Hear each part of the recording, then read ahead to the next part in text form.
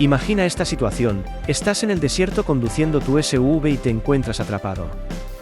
No hay árboles ni rocas a la vista, y no hay personas amigables en otros autos que puedan ayudarte. ¿Cómo puedes liberar tu vehículo de la arena? Bueno, es bastante fácil si tienes este ancla llamada Windground Anchor en tu maletero.